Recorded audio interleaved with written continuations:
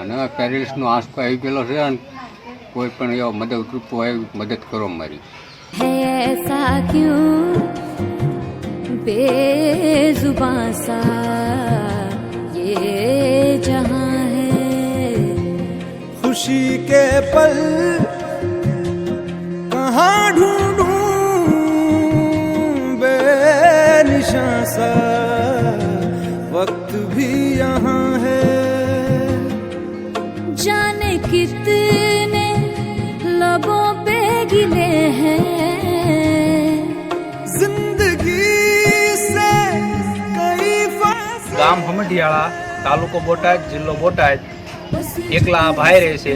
તમે વિડીયોમાં એમનું મકાન જોયું હોય છે, તો આમની જેટલી બને એટલી વિડીયો શેર કરવા વિનંતી. जो भेजी थी दुआ वो जाके